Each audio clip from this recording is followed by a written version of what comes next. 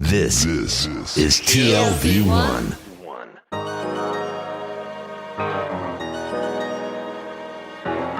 The Tel Aviv Review. Hello and welcome to the Tel Aviv Review. I'm your host, Gilad Halper. Every week we bring you conversations with authors about the books and research and other things that we like. And if you like us, please consider becoming a Patreon supporter. All you have to do is go to our homepage, that's tlv1.fm/Tel Aviv Review, scroll down to the bottom and click the big red button that says Patreon, click and support us. Some of you have been doing this for months and years, and we cannot thank you enough. This episode is part of a series in partnership with the Israel office of the Konrad Adenauer Foundation that we like to call Israel Behind the Headlines, delving deep into and unpacking issues underlying our lives here in Israel. My guest today is a veteran Israeli activist and commentator on Israel's domestic issues and foreign policy. He is currently the director of the Alliance Fellowship, a progressive leadership program promoting civil equality, having previously stood at the helm of two of Israel's most prominent progressive groups, Breaking the Silence and the Molad Institute. No less relevant for today's discussion is that he is a former yeshiva bocher. A paradox, or maybe not. And this is exactly what his new book, A Dawn of Redemption, is trying to address. Mikhael Manekin, hello and welcome to the Tel Aviv Review. Hi, thanks for having me. So the book is a very personal exploration of a contradiction of sorts that is so central to your identity between your religious devotion and your leftist politics. So rare is this contradiction that it led you to write a book. Otherwise, it wouldn't merit such an effort. Why is it, do you think, that it is so rare that in today's Israel, being religious and being left-wing is almost always mutually exclusive? That's obviously a big question, and a large part of the book is about that. I will preface by saying that I don't feel a contradiction with myself, meaning I'm not being pulled by two directions. For me, and in the way I was raised, there's quite a bit of overlap between focusing on equality and having a religious worldview, with all that entails. However, you are probably correct in saying that when one closes their eyes and imagines a religious person in the country, be they religious Zionist or of the more ultra-Orthodox, they probably wouldn't imagine somebody who's focused on anti-occupation activism or on civic equality in Israel.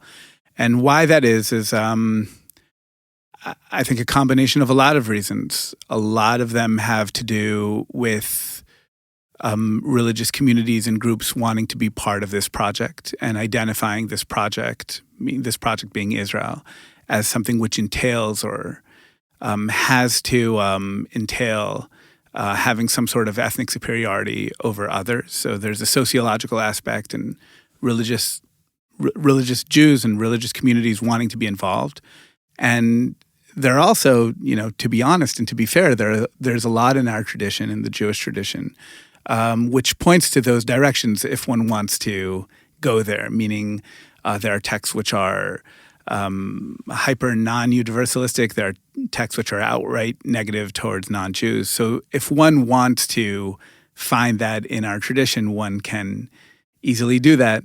And the book is really an exploration of both of those things, plus an attempt, I would say, to provide a counter-attempt or counter-narrative for those who would want. Yeah, but the crux of the issue here is that it's religious Zionism specifically, because if you take the two explanations that you just offered, whether to be the sociological one, whether to be part of the project, of the Israeli project, of the Zionist project, that of course encompasses many non-religious Jews in Israel, many of whom, fewer and fewer, on the left side of the spectrum.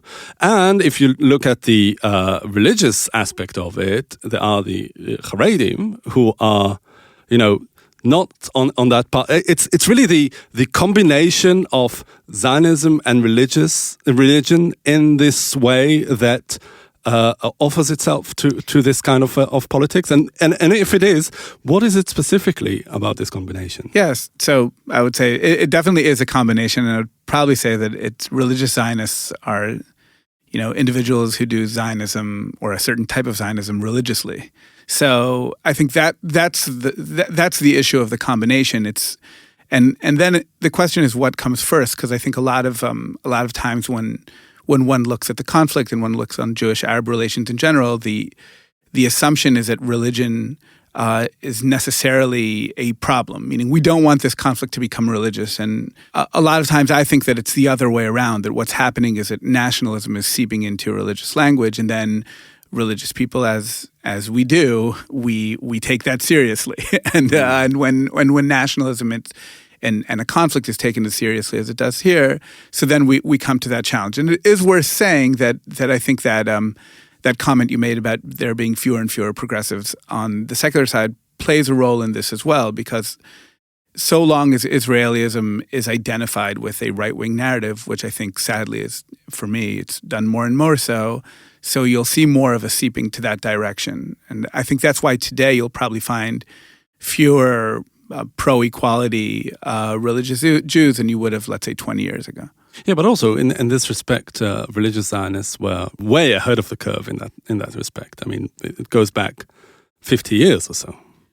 Right. Well, I imagine you're referring to the settlement project. Yeah. I mean, well, it's or to the Gush Emunim movement in general. Well, it's always been a project which both sides, the religious and secular, were happy in having the other side, play its role. So while it's true that religious Zionists played a role, in settling from 67, 68 throughout the 70s, those who constructed those settlements and those who built the map were coming from the secular labor Zionists and Zionism. And I think that role between sort of secular Zionism saying, this is something we want to do from security perspective or from, some other national perspective, and religious Zionists saying, great, Abraham lived here. I think that really that really sort of pushed both sides together. And in many ways it still does, because I think the quid pro quo here is that religious Zionism is basically allowed a seat at the table in sort of the Zionist conversation, and what they bring in is sort of the stamp of approval of our tradition. So both sides are happy. Mm-hmm. One side is saying, I want to be part of the conversation. The other side is saying, great, we want a kosher certificate for what we're doing. Yeah. Do you you were raised as you still are a kippah wearing religious Zionist. You were raised as one. You come from that community. Even though you disagree with them, do you see where they come from? I mean, does their logic for you add up? Oh, for sure. Yeah. I mean, to be fair, I grew up on the fringes of this community, and I'm still part of the fringes of the community to the extent that I am part. And I mentioned in the book that it's important for me to state that I'm part of the community. Part of it from bureaucratic reasons, which are very important, which is that I send my children to religious Zionist education. In Israel, you have to send to a certain type of education, and that's still the one that's closest to where I am. And part of it is also for religious reasons. I think that the necessity of being part of community is very important for religious people, religious Jews in general. So I do feel part of the community, and in that sense, I'm in constant conversation with it. For sure, yeah, I understand in both ways. I understand how the community ended up in this position. You see the process happening, and I think we had a lot of, religious leaders over the last 50, even maybe 70, 80 years saying, watch out, this is going to happen, and it has. So in that sense, no surprise there. But again, I also see where there are texts, our religious texts in, so-called diaspora were written from a perspective of a marginalized minority. And marginalized minority tend to write and speak angrily about the oppressive majority. So we have a lot of those types of texts, and a lot of those include, fantasies of revenge and fantasies of what'll happen when we're on top and so on. And right now what you're seeing is some people saying, oh, great, we have these texts, let's manifest them, as they are. So I definitely see, I disagree, but I see where the community or where the language is coming from, and I think it also poses a challenge towards people such as myself, which is how do you deal with the texts which are more challenging, and not only with those, the texts which we feel more comfortable with. Did you never think about leaving the community? I'm trying to think. It's really an ongoing struggle to be in such a minority position vis-a-vis your own community. What is it about the community that still serves you, that you still find in it? Well, there's a lot of love for my community as well, and I don't think I've ever really contemplated seriously leaving faith or leaving religion. I mean, it's a very big part of who I am. It, like all conversations, it changes from time to time, and you have days where you think this and days where you think that. But I'm very, I'm very connected to our traditional texts and to faith and to prayer and to that world, and it very much informs my political view as well. Meaning the question of, how does God want us to behave, or how does God want me to behave, is something which is very much part of how I think about politics and about social action in general. There's a lot of times frustration. There's also questions once you're a parent. There's a question of is it fair of me to put my children in a position where they are, in some senses, marginal, or they're presenting a dissenting opinion, or sometimes they're not saying things at all because they don't want, I'm not sure if it's the best social move to say in high school that your dad used to run Breaking the Silence. So it's not, I'm not sure that's. On the other hand, I don't think we live an uncomfortable life.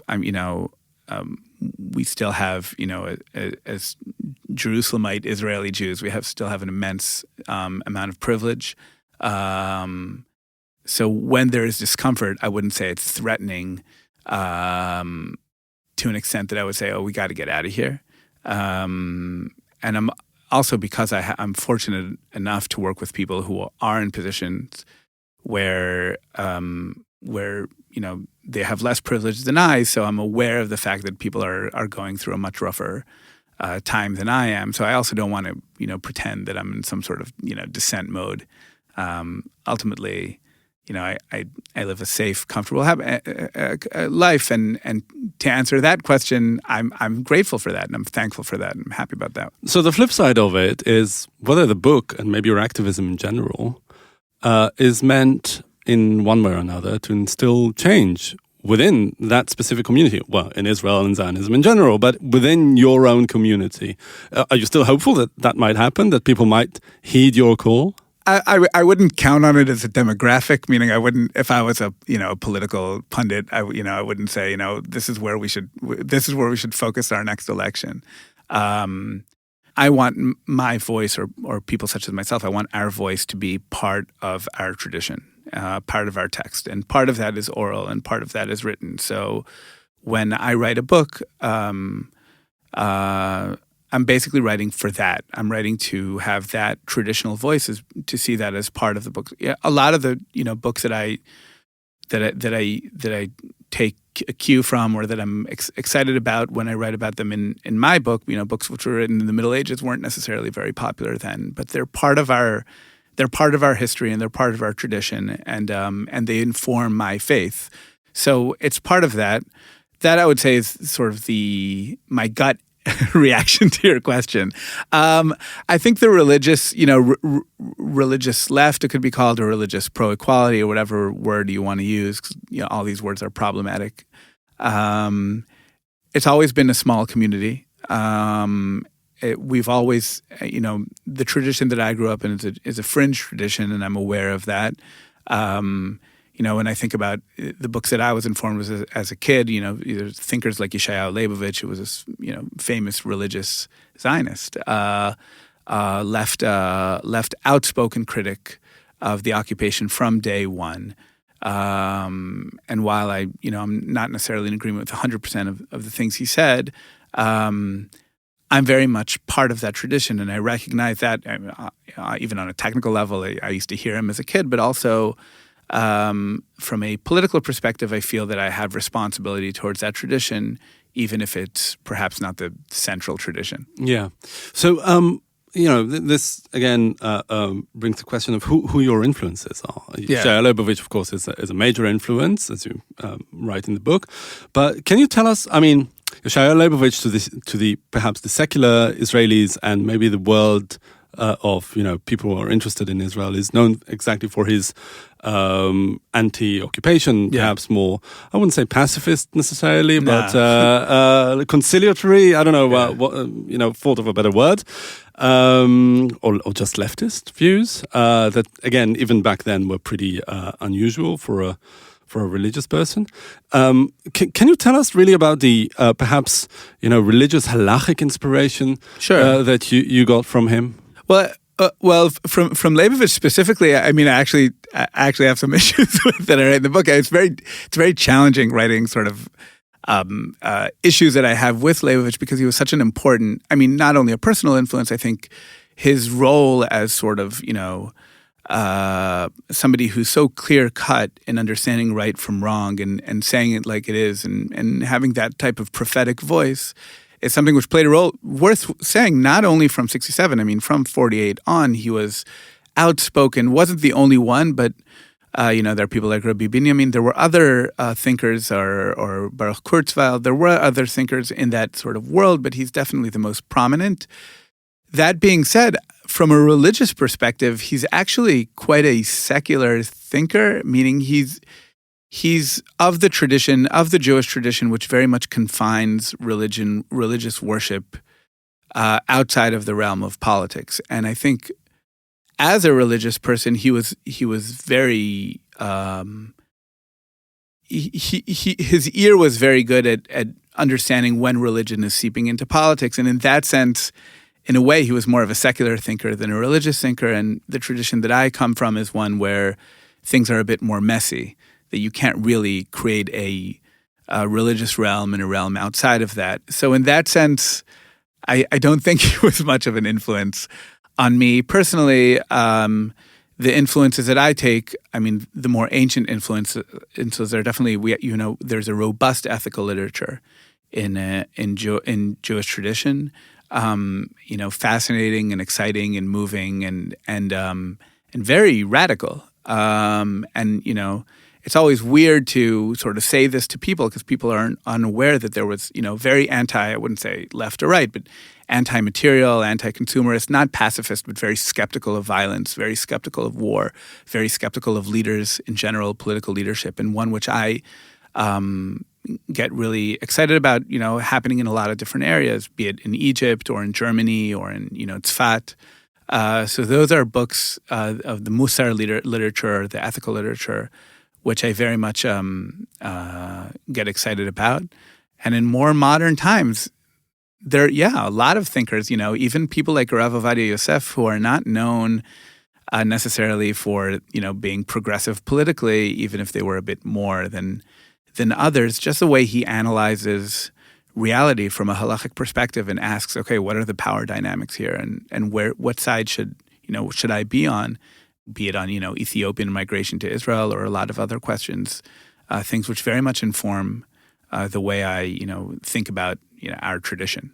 Well, what about thinkers that actually operate in modern contemporary Israel? I mean, Yeshua Leibovich has been dead for 30 years almost. Something like that, in mid-90s. Yeah. So is there anyone like who is the standard bearer of your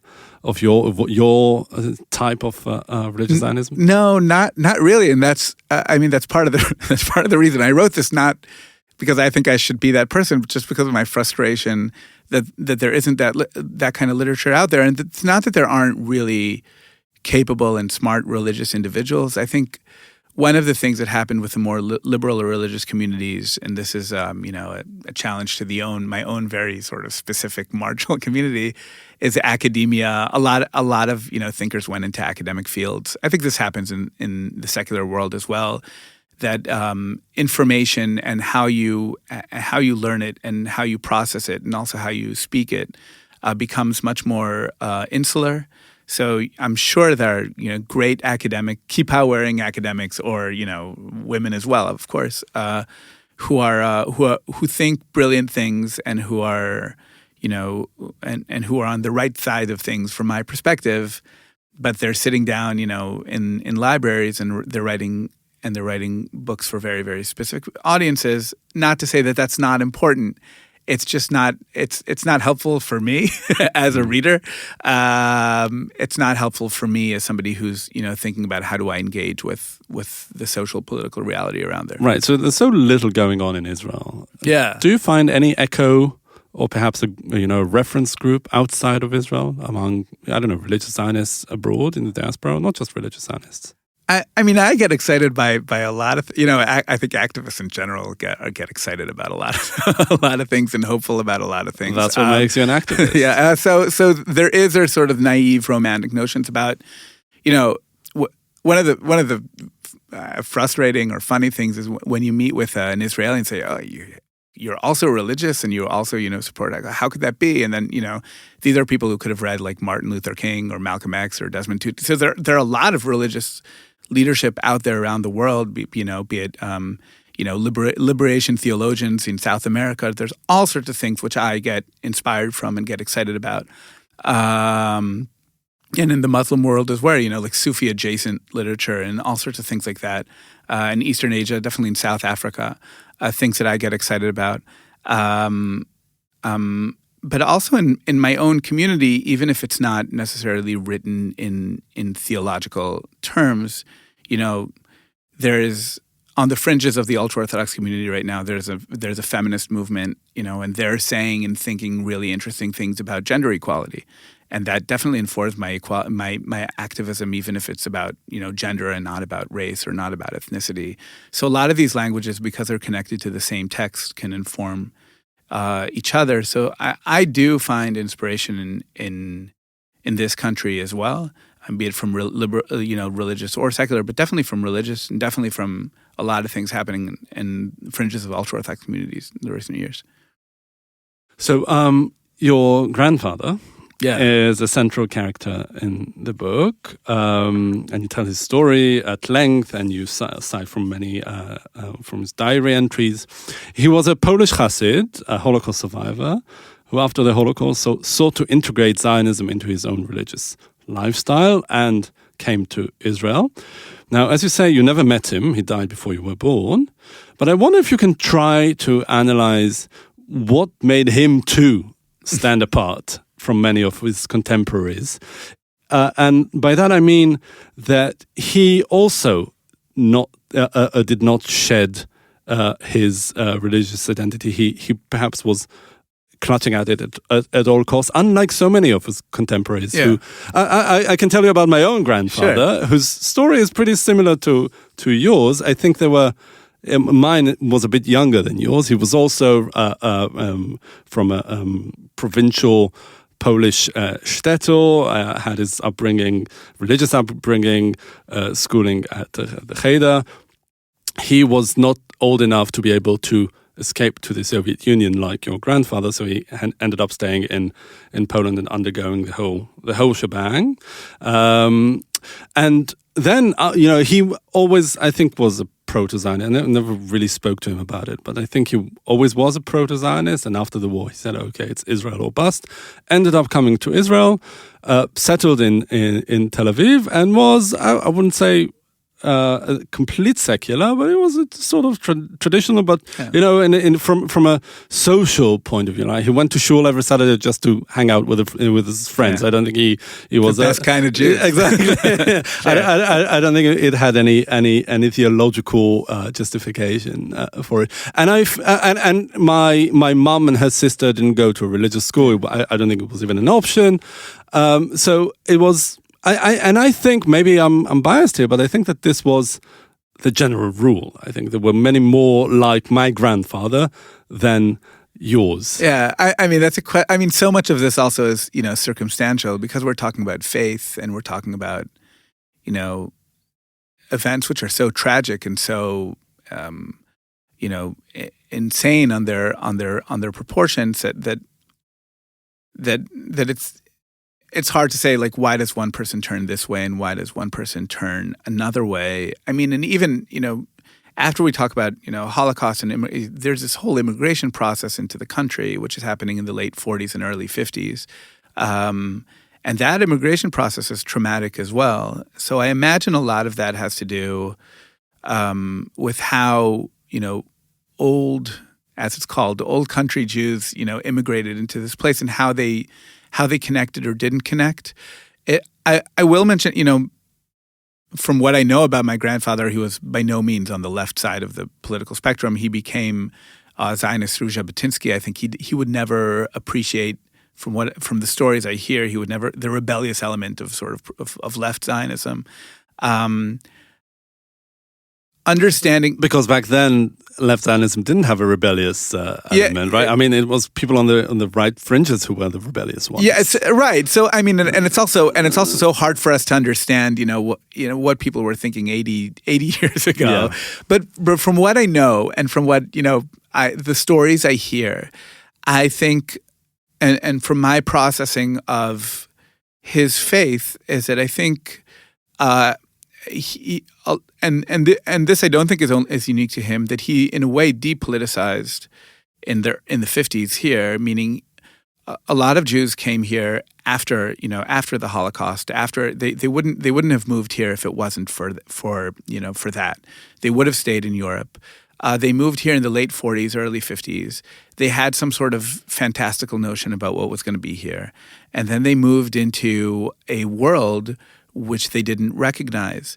And many people went in a lot of different directions. And I think for him, he became more insular and sort of maybe even, dreaming about sort of that old type of Jewry. So he moved into Bnei Brak at the end. I think like a lot of what ended up being ultra-Orthodox Jews, he ended up becoming an ultra-Orthodox Jew, which wasn't something which existed in that sense before. But he ended up moving into community which more resembled his past. So perhaps it was that. What interests me about him, not only from that perspective, is actually trying to understand his approach on traditionalism, because what is clear for me about his Jewry is that the state wasn't a buffer between him and his faith. Meaning today, it's definitely in religious Zionist communities. If you ask.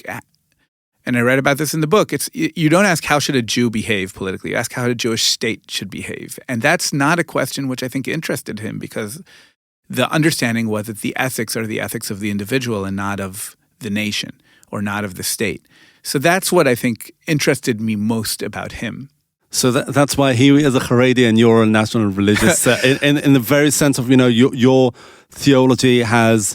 a collective bearing, sort of. It's collective, but not national in the modern sense. Meaning, I could definitely, in the context of the book, could care less about how the state should behave in terms of what texts it used, what religious texts it used to excite it. If anything, I would want a secular state as much as possible. Not only because I think that's healthy for the state, and in that sense, that's very much in line with sort of our Leibovitch teachings, but also because it really destructs and destroys, religion. So I'm protective of my own community, and the more nationalism seeps into my community, the more it distorts our ability to talk with God. That's so interesting, because that's so not how I understood your book. Interesting. Okay. No, because I thought that the book is really an attempt to square the circle, as it were, and try to bring these two very important elements in your political identity into some sort of reconciliation. What you're saying now is the opposite, is saying, that ideally you would want them to be separate. Ideally, so I'll try to maybe be more exact. Ideally, not only ideally, I think also really, in terms of how our state, the sovereign of the state of the people, and the sovereign of our religion is God. So that circle can't be squared. Those two cannot, it can't be squared, and a lot of people have tried in various different religions over, 2 millennia to try to square those things at least. So I'm not proposing another model for what a Jewish and democratic, as they like to say in this country, should behave. I don't think that's possible, and it's, I would say, less of interest for me. What I'm trying to square is, how do I, as a religious person, live these multiple identities when it sometimes use the same language for the same thing? That's what I'm trying to square, and I'm not sure it's possible to create some sort of coherent language altogether, meaning there'll always be friction because these are two communities which demand different loyalties. So I think that's what I'm trying to square is how do I live here as a Jew, not how does everybody live here as a Jew. Yeah.